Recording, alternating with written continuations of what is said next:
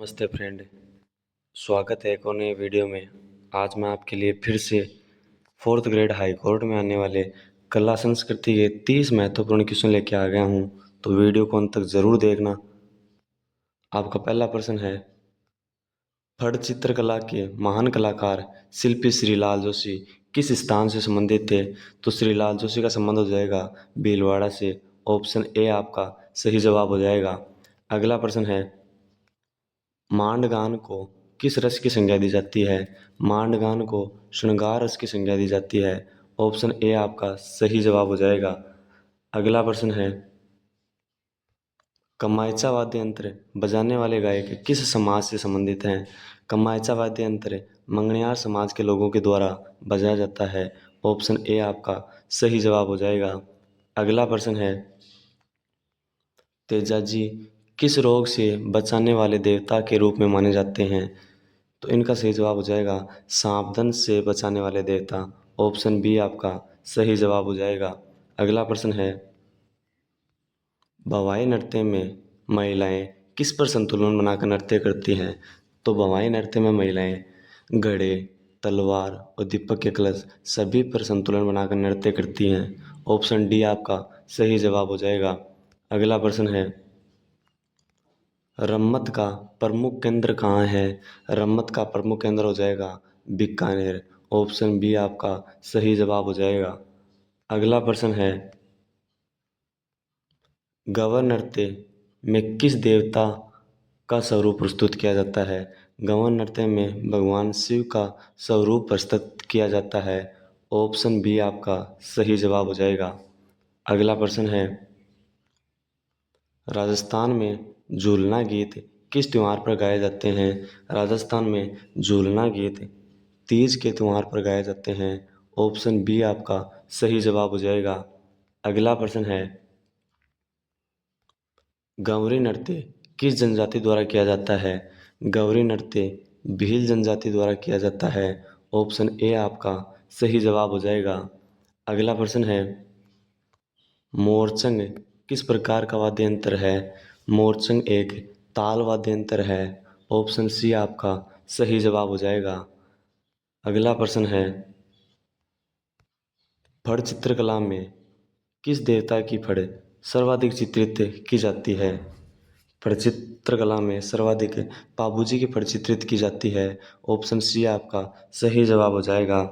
अगला प्रश्न है, अगला प्रश्न है, चरी नृत्य किस क्षेत्र में विशेष रूप से प्रदर्शित है? तो इसका सही जवाब हो जाएगा जयपुर के आसपास वाले क्षेत्र में। ऑप्शन डी आपका सही जवाब हो जाएगा।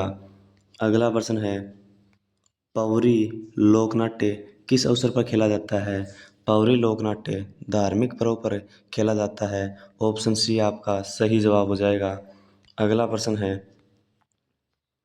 मांडगान को राजस्थान का कहा जाता है। मांडगान को राजस्थान का क्या कहा जाता है? तो इसका सही जवाब हो जाएगा लोरी। ऑप्शन ए आपका सही जवाब हो जाएगा। अगला प्रश्न है, गवर पूजा किस माह में होती है? गवर पूजा फाल्गुन माह में होती है। ऑप्शन बी आपका सही जवाब हो जाएगा। अगला प्रश्न है, कौन सा लोक नृत्य दीपकों से जुड़ा है? तो इसका सही जवाब हो जाएगा चरी नृत्य में दीपकों का यूज किया जाता है। ऑप्शन बी आपका सही जवाब हो जाएगा। अगला प्रश्न है,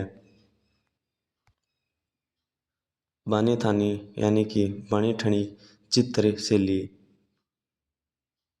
अद्वितीय रचना है। बनी ठनी चित्र शैली किस चित्र शैली की अद्वितीय रचना है? तो इसका सही जवाब हो जाएगा किशनगढ़ चित्र शैली का। ऑप्शन बी आपका सही जवाब हो जाएगा। अगला प्रश्न है, रामदेवरा मेला किस महीने में बढ़ता है? रामदेवरा मेला किस महीने में बढ़ता है? तो इसका सही जवाब हो जाएगा भाद्रपद में। ऑप्शन बी आपका सही जवाब हो जाएगा। अगला प्रश्न है, रसिया गीत मुख्यतः किस क्षेत्र में गाए जाते हैं? रसिया गीत मुख्यतः भरतपुर करौली वाले इलाके में गाए जाते हैं। ऑप्शन सी आपका सही जवाब हो जाएगा। अगला प्रश्न है, भवाई नृत्य में अधिकतम कितने घड़े सिर पर रखे जाते हैं? भवाई नृत्य में अधिकतम 11 घड़े सिर पर रखे जाते हैं। नॉर्मल रूप से 8 घड़े रखे जाते हैं। ऑप्शन डी आपका सही जवाब हो जाएगा। अगला प्रश्न है, गवा नृत्य में स्त्रियां किस वेशभूषा में रहती हैं? गवा नृत्य में स्त्रियां साधारण चोली घाघरा में रहती हैं। ऑप्शन ए आपका सही जवाब हो जाएगा। अगला प्रश्न है, मंगनियार किस क्षेत्र के प्रमुख लोक गायक हैं? मंगनियार पश्चिमी राजस्थान यानी कि जैसलमेर जोधपुर वाले इलाके के प्रसिद्ध गायक हैं। ऑप्शन ए आपका सही जवाब हो जाएगा। अगला प्रश्न है, रम्मत किस भाषा में गाई जाती है? रम्मत की भाषा हो जाएगी मारवाड़ी। ऑप्शन सी आपका सही जवाब हो जाएगा। अगला प्रश्न है, गौरी नृत्य किस देवी देवता को समर्पित है? गौरी नृत्य भगवान शिव को समर्पित है यानी कि ऑप्शन ए महादेव को। अगला प्रश्न है,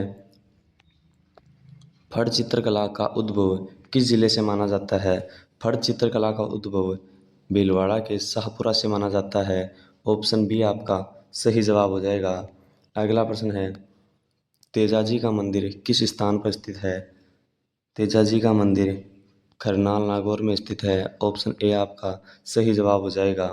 अगला प्रश्न है, कच्ची घोड़ी नृत्य किसके विवाह अवसर पर विशेष रूप से किया जाता है?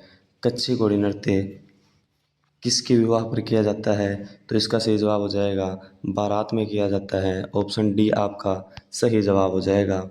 अगला प्रश्न है, अगला प्रश्न है, मांडगान को शास्त्रीय संगीत में किसके समक्ष माना गया है? तो मांडगान को ठुमरी के समक्ष माना गया है।